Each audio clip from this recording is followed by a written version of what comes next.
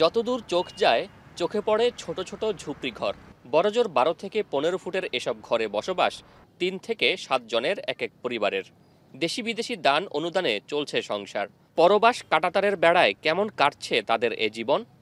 2017 সালে মানবিক কারণে রোহিঙ্গাদের আশ্রয় দেয় বাংলাদেশ।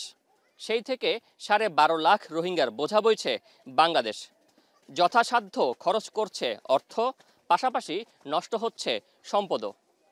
কিন্তু বিদেশি দাতা সংস্থাগুলো সে তুলনায় কতটা কথা রেখেছে? প্রয়োজন অনুযায়ী অনুদান কি পেয়েছে বাংলাদেশ? 2017 সালে তাদের ভরণ পোষণের জন্য জয়েন্ট রেসপন্স প্ল্যান অর্থ বরাদ্দ চেয়েছিল $434 মিলিয়ন, কিন্তু সে বছর বরাদ্দ মিলেছিল $314 মিলিয়ন। ঘাটতি ছিল $119 মিলিয়ন। এরপর বছর বছর বেড়েছে ঘাটতির পরিমাণ। সবশেষ 2023 সালে ঘাটতি ছিল $334.9 মিলিয়ন। 2 বছরের ব্যবধানে বরাদ্দ কমেছে $159 মিলিয়ন। তাহলে কি দাতা সংস্থাগুলো দৃষ্টি ফিরিয়ে নিচ্ছে? ইউক্রেন ক্রাইসিসের কথা তারা বলেন, বর্তমানে ফিলিস্তিন ক্রাইসিসের কথা তারা বলছেন, সুদানের ক্রাইসিসের কথা বলছেন, আরো কিছু প্রোট্রাক্টেড ক্রাইসিস সারা পৃথিবীতে আছে, সেগুলোর কথা বলছেন। সেই জন্য তাদের ফোকাসটা শিফট হয়ে গেছে বিভিন্ন জায়গায়। সেই কথাগুলো বলে তারা মূলত ওই সাহায্যের মাত্রাটা কমিয়েছে। রোহিঙ্গাদের শীর্ষ অনুদানদাতা যুক্তরাষ্ট্র। 2023 সালে দেশটি $214 মিলিয়ন সহায়তা দেয়। এরপরই আছে ইউরোপিয়ান কমিশন, অস্ট্রেলিয়া ও যুক্তরাজ্য। দিনে দিনে ঘাটতি বাড়ায় চাপ বাড়ছে বাংলাদেশের ওপর। রোহিঙ্গাদের সুরক্ষিত করতে প্রায় 100 কোটি টাকা খরচে ক্যাম্পের চারপাশে কাঁটাতারের বেড়া দিতে হয়েছে বাংলাদেশকে। সেসবও নষ্ট করেছে রোহিঙ্গারা, যার মেরামতে আবারও প্রয়োজন হয় অর্থের। এছাড়া উজাড় হয়েছে প্রায় 12,000 একর বন, যার আর্থিক ক্ষতির পরিমাণ 2,500 কোটি টাকা। ভাষাঞ্চলে নির্মাণ হয়েছে 1,000 কোটি টাকা প্রকল্পের বসতঘর। প্রত্যাবাসন তো আমাদের একমাত্র লক্ষ্য। আমরা কাজ করে যাচ্ছি তো এই লোকগুলোকে প্রত্যাবাসিত করার জন্য, তাদের নিজ দেশে যারা নিজ ভূখণ্ডে তারা যাতে ফেরত যেতে পারে। প্রতিবেশী বন্ধু রাষ্ট্র মিয়ানমার, তাদের কাছ থেকে সেরকম আমরা সাড়া পাইনি। এছাড়া অর্থ ও আধিপত্যের বিস্তারে প্রায় সংঘর্ষে জড়াচ্ছে রোহিঙ্গারা। মাদক চোরাচালান, অপহরণ, হত্যার মতো নানান অপরাধমূলক কর্মকাণ্ড স্থানীয় অর্থনীতি ও জীবনযাত্রায় তৈরি করছে বিরূপ প্রভাব।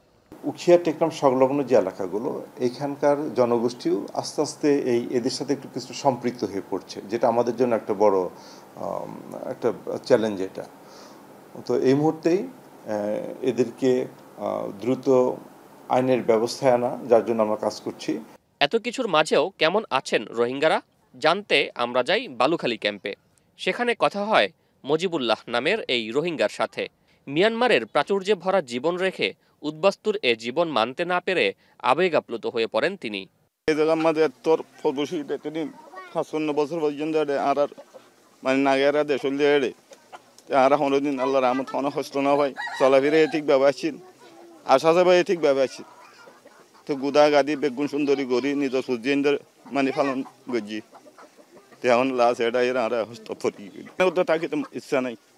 যদি আমরা জানার মালের হেফাজত যদি আমরা পাই আর দেশের মাঝে আর এখন মন্ত্র হইয়া তৈয়ার। বারবার প্রত্যাবাসনের উদ্যোগ নেওয়া হলেও মিয়ানমারের অনীহায় আটকে আছে সেটি। সম্প্রতি মিয়ানমারের অভ্যন্তরীণ সংঘাত এই পরিস্থিতি আরও জটিল করেছে। বর্মার সরকার আরারে জুলুম করার কারণে আরা তো বাংলাদেশের মধ্যে আবজি রিফিউজি বানাবজি পারানা হন জায়গা হইলে গেলে মেডাক জায়গা মানে আরো হন বতে এদিকে তো জায়গা ভারি মারা তো 24 ঘন্টা চিন্তাই পারে। সবশেষ 2022 সালে চীনের মধ্যস্থতায় 711 রোহিঙ্গাকে ফেরত নিতে রাজি হয়েছিল মায়ানমার, কিন্তু নানান জটিলতায় সেটি আলোর মুখ দেখেনি। দিন দিন বড় হচ্ছে রোহিঙ্গা জনগোষ্ঠীর আকার। বিপুল এ জনগোষ্ঠী ক্যাম্পগুলোতে মানবেতর জীবনযাপন করছেন। কেউ কেউ জড়িয়ে পড়ছেন সন্ত্রাসী কর্মকাণ্ডেও। দীর্ঘমেয়াদে এমন পরিস্থিতি আঞ্চলিক শান্তি বিনষ্ট করতে পারে বলে শঙ্কা করছে বিভিন্ন আন্তর্জাতিক সংস্থাও। এ অবস্থায় দ্রুত প্রত্যাবাসন নিশ্চিতে আঞ্চলিক শক্তিগুলোকে একসাথে কাজ করার পরামর্শ বিশেষজ্ঞদের। কক্সবাজারের উখিয়ার বালুখালী ক্যাম্প থেকে শোয়েব রহমান, এখন।